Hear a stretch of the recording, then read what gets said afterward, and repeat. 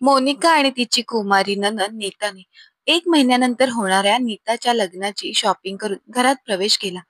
Shopping करून थकलेल्या दोघींची अवस्था खूपच खराब झाली होती. नीताने घरात येताच आपल्या हातातील सर्व बॅगा पलंगावर टाकल्या आणि स्वतः सुद्धा पलंगावर आडवी झाली. तेव्हा मोनिका सुद्धा काही क्षण बसून होती. तेवढ्यातच मोनिकाच्या सासूबाईंचा सुधाताईंचा आवाज आला. "अरे बापरे, माझी मुलगी एवढी थकली आहे. अशी कोणती मोठी शॉपिंग करून आला आहात तुम्ही?" तेव्हा नीता म्हणाली, "आई, तुला तर माहीतच आहे, मला अशीच कोणतीच गोष्ट आवडत नाही. सकाळपासून संध्याकाळ झाली, पण बघ ना किती कमी सामान खरेदी केले."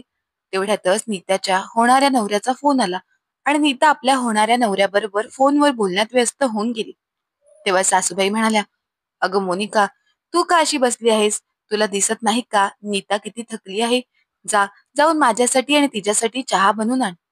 मोनिका सुद्धा थकलीच होती.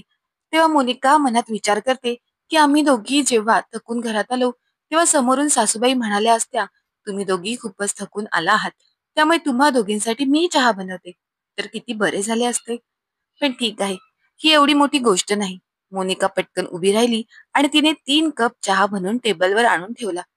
तेव्हा सुद्धा ताई पुन्हा म्हणाल्या, "अगं, फक्त चहाच घेऊन आलीस? तुला दिसत नाही का नीता किती थकली आहे? तिच्यासाठी थोडे नमकीन बिस्किट घेऊन ये. तुला माझ्या मुलीची अजून 1 महिना सेवा करायची आहे. त्यानंतर माझी मुलगी तिच्या सासरी निघून जाईल. आई लगेच घेऊन येते," असं म्हणत नीता आपल्या नंदेसाठी नमकीन बिस्किटे आणायला आत आली. तर तिकडे नीता आणि सुधाताई चहा पिऊ लागल्या. तेवढ्यात मेहंदीवालीचा फोन आला. तेव्हा लगेचच सासूबाई म्हणाल्या, "मोनिका, तुझी मेहंदीवाली बरोबर काय बोलणे झाले आहे? तिचा फोन आला आहे. एकदा तिच्या बरोबर बोलून घे." मोनिका आता चहाचा कप आपल्या ओठांना लावतच होती.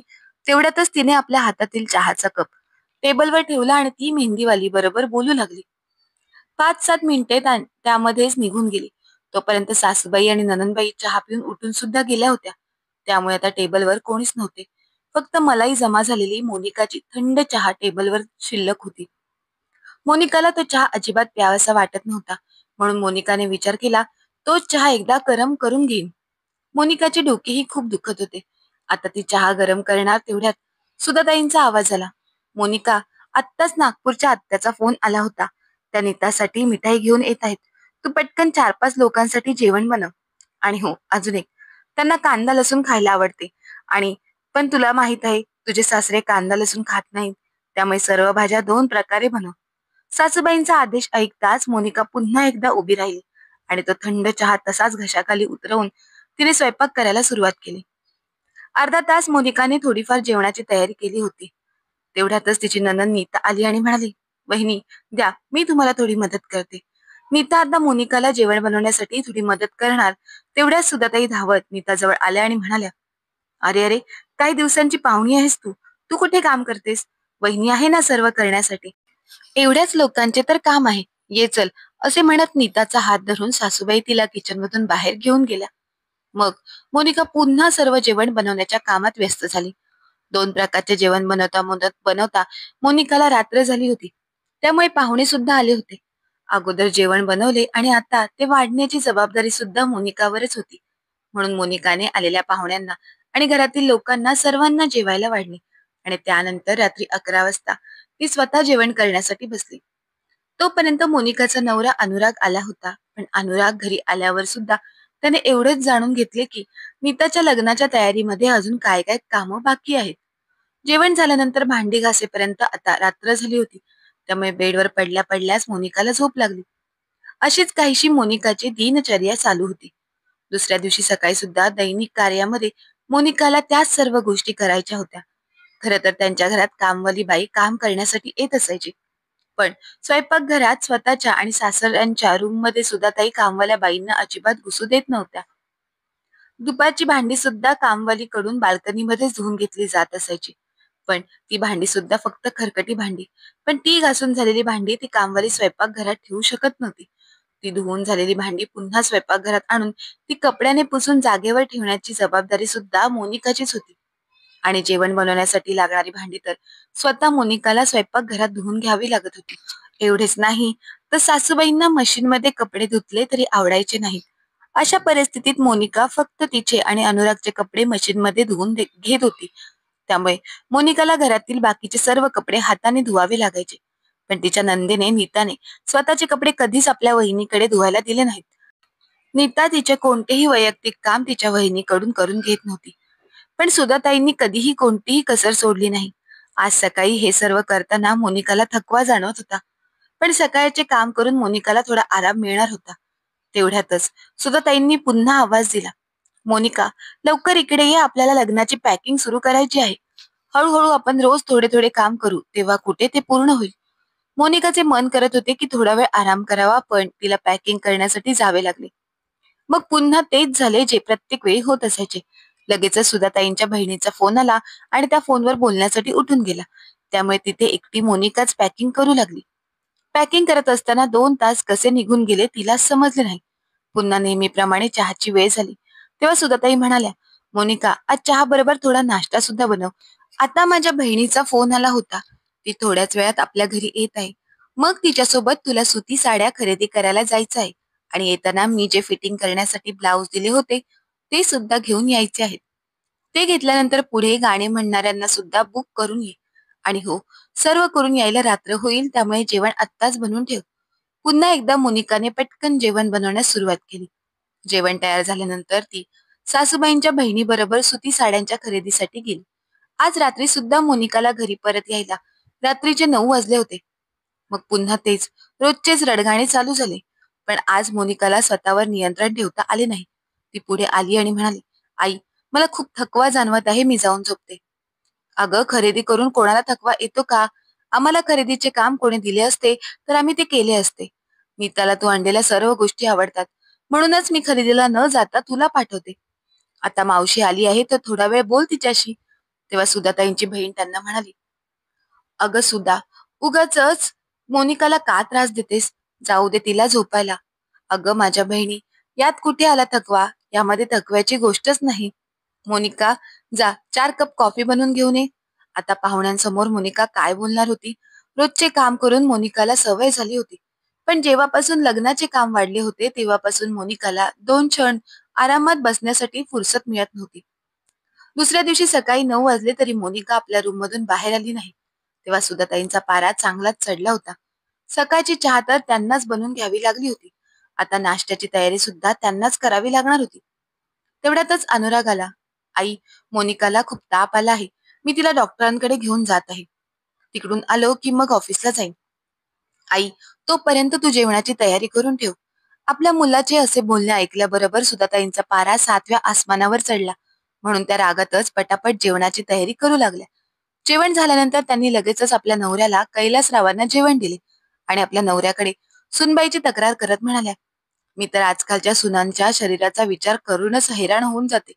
तुम्हीच सांगा, घरात काय कामं असतात? वरती ही रोज शॉपिंगसाठी बाहेर जाते. तिथे सुद्धा कारमधून जाते आणि कारमधून येते. मग कोणते काम करून हिला ताप आला? असे तोंड वाकडं करतच सुधाताई म्हणाल्या. त्यानंतर आपल्या मुलीला आवाज देत सुधाताई म्हणाल्या, नीता, जरा इकडे ये. मी आणि तुझ्या बाबांनी मिळून ही तुझ्या सासरी घेऊन जाण्यासाठी काही वस्तूंची यादी बनवली आहे. तू एकदा बघून घे. तुला कोणती वस्तू अजून कमी वाटत असेल तर मला सांग. शेवटी कसं आहे ना, माझ्या मुलीला मी काहीच कमी कमी पडू देणार नाही. मी तिला खूपच लाडात वाढवली आहे.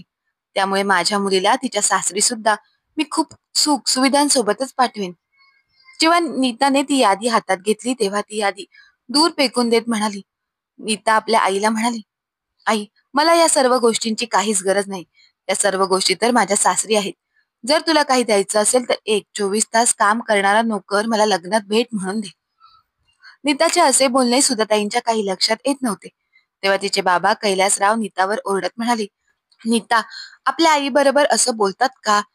त्यावर नीता म्हणाली, बाबा, मी काय चुकीचं बोलत आहे? या सर्व वस्तू तर माझ्या सासरच्या घरात आहेत. पण सकाळपासून संध्याकाळपर्यंत वहिनीला 1 मिनिटाची सुद्धा फुरसत मिळत नाही. एका पायावर उभी राहून बिचारी काम करत असते. आई स्वतः काम करत नाही आणि 24 तासासाठी नोकरही ठेवून देत नाही. मी काही काम करायला गेली की मला काम करू देत नाही. कामवाली बाई येते परंतु तिच्याकडून सुद्धा अर्धवट कामे करून घेते. घरातील कामे सुद्धा वहिनीनेच करायची. शॉपिंगचे काम सुद्धा वहिनीनेच करायचे. मेहंदीवाले, गाणीवाली सर्वांना भेटून बुकिंग तिनेच करायची.